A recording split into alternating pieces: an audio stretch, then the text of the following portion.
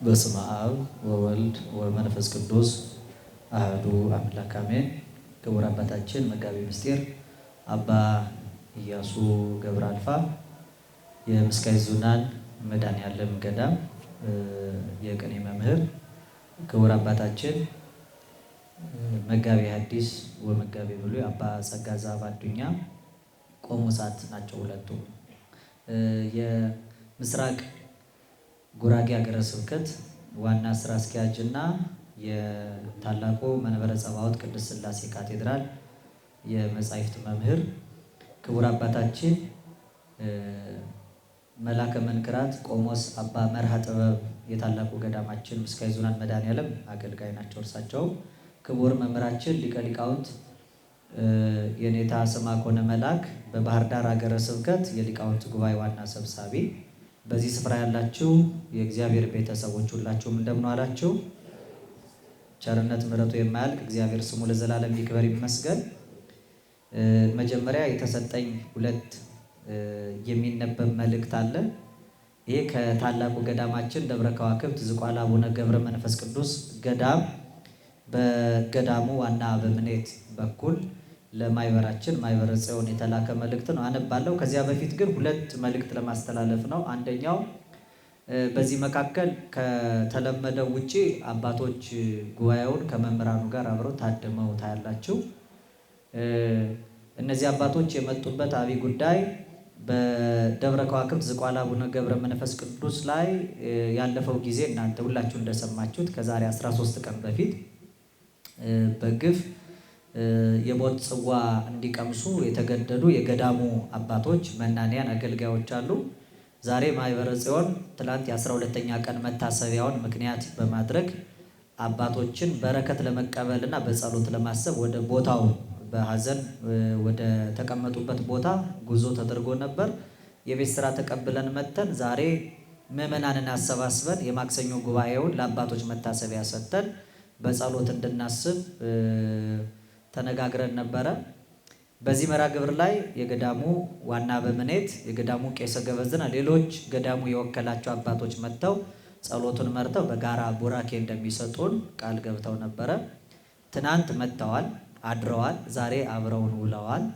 ነገር ግን ከሰዓት አካባቢ ክቡር አባታችን መጋቤ ምስጢር አባ ኢያሱ ገብረ አልፋ ቤት እያሉ ስልክ ተደውሎላቸው ለአስቸኳይ ውይይት፣ ለሌላ ነገር አይደለም፣ ለአስቸኳይ ውይይት ትፈልጋላችሁ ተብለው የጸጥታውን ጉዳይ በሚመለከት ያው ከየቦታው ትኩረት የሳቡ አጀንዳዎች ስላሉ ለስብሰባ እንደሚፈለጉ ተነግሯቸው እንግዲህ ስብሰባውን ጥሪ ሰምተው የሄዱ ስለሆነ ባለመገኘታችን ይቅርታ አድርጉልን። ግን የአባቶች የነዚያ ዋናዎቹ በግፍ የሞት ጽዋን ቀምሰው በሰማዕትነት ያለፉ ተጋድሏቸው ጣዕም ይድረሳችሁ ብለው ቡራኪያቸው ልከዋል።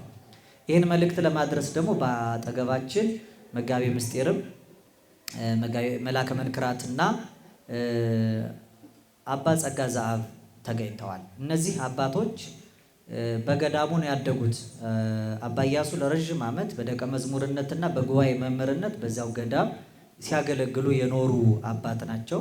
ሁላችሁ ታውቋቸዋላችሁ። አባ ጸጋ ዘአብ መጋቤ ብሉይ መጋቤ ሐዲስ ቆሞስ ከምናኔ ጀምሮ ጉባኤ በመማርም በዛውን የሕይወታቸውን ዘመን ያሳለፉት እዚያ ነው።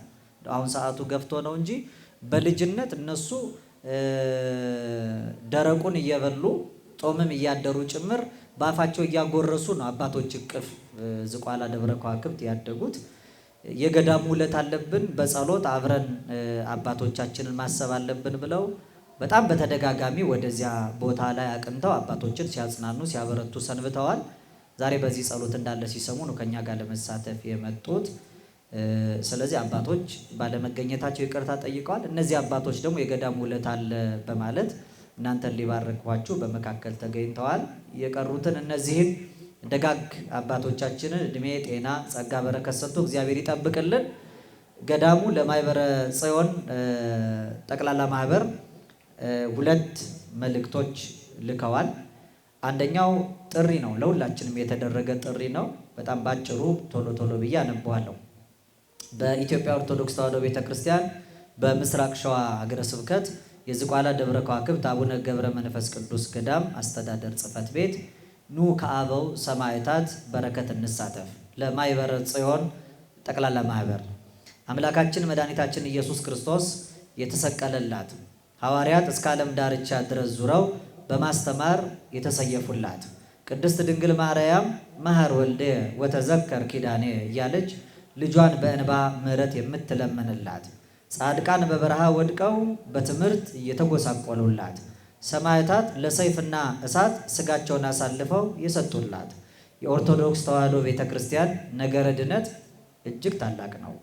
ለዚህ ታላቅ ነገረ ድህነት የሰማዕታት አባቶቻችን አሰረ ፍኖት ተከትለው አባ ገብረ ማርያም፣ አባ ተክለ ማርያም፣ አባ ኪዳነ ማርያም፣ መናኝ ኃይለ ማርያም በ13/6/2016 ዓመተ ምህረት በአሰቃቂ ሁኔታ የሰማዕትነትን ክብር ተጎናጽፈው ይችን ዓለም ተሰናብተው አጽማቸው ካረፈበት በዝቋላ ገዳም የአቡነ ገብረ መንፈስ ቅዱስን የረፍታቸውን ዓመታዊ የንግስ በዓል ለየት ባለ መልኩ ለማክበር ዝግጅታችንን አጠናቀናል።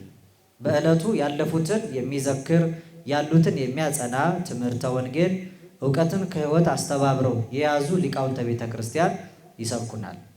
በሰማዕታት አባቶቻችን እልፈት ያዘኑና የተከዙ ገዳማውያን መነኮሳትን አለኝታነታችንን በመግለጽ እናጽናናቸዋለን። በተደጋጋሚ ጊዜ ለዝርፈት የተጋለጠውን ገዳም ባለን አቅም የምንረዳበትን መንገድ እናመቻቻለን።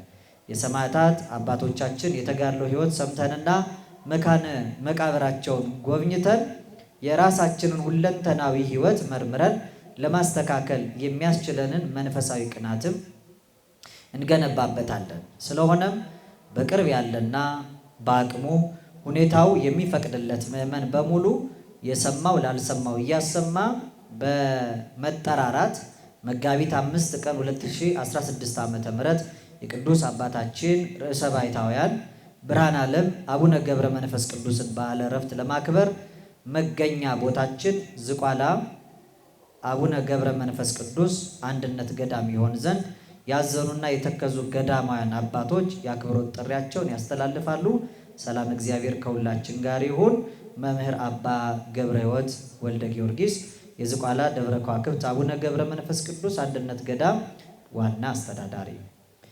ሁለተኛው የመጀመሪያው እንግዲህ መጋቢት 5 የዕረፍታቸውን ቀን ጻድቁ በባህር ተዘቅዝቀው ለኢትዮጵያ ሕዝብ ምሕረትን በለመኑበት ቃል ኪዳን በተቀበሉበት ደብረ ከዋክብት ዝቋላ መታችሁ አብራችሁን እንድታጽናኑን እንድታበረቱን በረከት እንድትሳተፉ ይሁን የሚል ነው። እግዚአብሔር ያበረታችሁ። አስባችሁ ካሁኑ ተዘጋጅታችሁ በቦታው በመሄድ በረከቱን እንድትሳተፉና ለጥሪያቸው ምላሽ እንድትሰጡ ይሁን። ለማኅበረ ጽዮን ሁለተኛው ጠቅላላ ማኅበር የእርዳታ ጥሪን ይመለከታል። በመላው ዓለም ለምትገኙ የኢትዮጵያ ኦርቶዶክስ ቤተክርስቲያን ምዕመናን በሙሉ በሀገራችን እንብርት ቦታ ላይ በመገኘት የቅድስት ቤተክርስቲያናችንን ታሪካዊትነትና ዘላለማዊነት ከሚያስረዱ ሕያው ምስክሮች ስሙ በቀዳሚነት የሚጠቀሰው ዝቋላ ደብረ ከዋክብት አቡነ ገብረ መንፈስ ቅዱስ አንድነት ገዳም ከቅርብ ዓመታት ወዲህ የመነኮሳትን ሕይወት መስዋዕትነት እስከ ማስከፈል ለደረሰ ዘርፈ ብዙ ጥቃት መጋለጡ ሁላችንንም የምናውቀው እውነታ ነው። በገንዘብ ዝርፊያ ከተፈጸመብን ጉዳት በላይ በቅርብ ለገዳማችን ዓይን የሆኑ 4 መነኮሳት አባቶች ላይ የተፈጸመው አሰቃቂ ግድያ የመነኮሳቱን ልብ የሰበረ አሳዛኝ ክስተት ሆኖ አልፏል። ገዳማችን ላይ ተጽዕኖ እንደኛውም የኢኮኖሚ ተቋም ላይ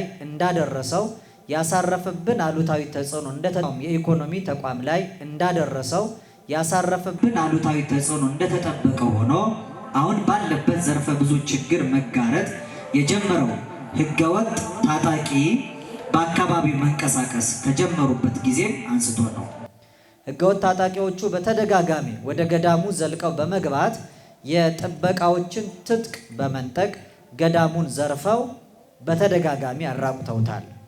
እኛ የገዳሙ መነኮሳት በተደጋጋሚ ከታጣቂዎቹ የሚደርስብንን የለቃችሁ ውጡ አለበለዚያ እንጨርሳቸዋለን ዛቻ ተቋቁመን ግድ የለም የሰው ሕይወት ከሚጠፋ ገንዘብ ቢጠፋ ይሻላል በሚል ነገሩን በራሱ ጊዜ እስከሚያልፍ ተስፋ አድርገን ጉዳዩ የሚዲያ ሽፋን ካገኘበት ቁጥርም በላይ ለተደጋጋሚ ዝርፊያ ተጋልጠን ቆይተናል። ገዳሙ የገጠመው የጸጥታ ችግር ከ2015 ዓ.ም ጀምሮ ደግሞ ይበልጥ እየባሰ መጥቶ በህገወጥ ታጣቂዎች ክልከላ ምክንያት በየዓመቱ ባለን አቅም ፈቃደኛ ምዕመናን አስተባብረን ሲሰራ የነበረው ከገዳሙ እስከ ወንበር ያለው የዝናብ ጎርፍ የጎዳናው የመኪና መንገድ ሳይሰራ ቀረ። በአካባቢው በህገወጥ ታጣቂዎች ተበራክቶ መታየት ከመንገዱ አለመሰራት ጋር ተደማምሮ ወደ ገዳሙ ለንግስ ሆነ ለበረከት ስራ የሚሄዱ ምዕመናን ቁጥር እጅጉን እየቀነሰ መጥቷል። ይህ ሁኔታ ገዳሙ የ2016 ዓመተ ምህረት የማህበር ቀለብ መሸመት እስከማይችል ድረስ ኢኮኖሚያዊ አቅሙን በእጅጉ ጎድቶታል። ገዳማችን በተራራው ውጣ ውረድ የውሃ እጥረቱና ጸባጋንንቱን ታግዘው የሚኖሩ በርካታ መናንያን በዓት ከመሆኑ ባሻገር ለቅድስት ቤተ ክርስቲያን ተተኪ የአብነት ተማሪዎች በማፍራት ረገድም ጉባኤ ዘርግቶ መምህር ቀጥሮ በማስተማር መንፈሳዊ ግዴታውን እየተወጣ ይገኛል። ከዚህ በላይ ለጸበል፣ ለሱባኤ፣ ለጉብኝት ሆነ ለበረከት ስራ ወደ ገዳሙ የሚመጡ ምዕመናንም ባለው አቅም ክርስቲያናዊ በሆነ ወግና ባህል እየተስተናገደ መቆየቱ ቦታውን የረገጠው ሁሉ የሚመሰክረው ሀቅ ነው። ሆኖም ሁለንተናዊ አገልግሎቱ ቃቱ በፈጠረው ዘርፈ ብዙ ችግር ምክንያት ማኅበረ መነኮሳቱ ተበትነው በነበረ እንዳይቀር ከተፈለገ የሕዝበ ክርስቲያኑ ትብብር ግድ የሚልበት ጊዜ ላይ አሁን ተደርሷል።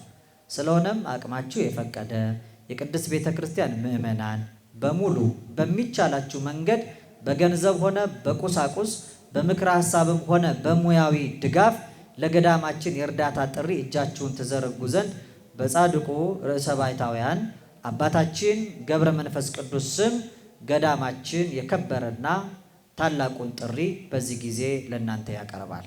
ስብሐት ለእግዚአብሔር። መምህር አባ ገብረ ሕይወት ወልደ ጊዮርጊስ የዝቋላ ደብረ ከዋክብት አቡነ ገብረ መንፈስ ቅዱስ ገዳም አስተዳዳሪ።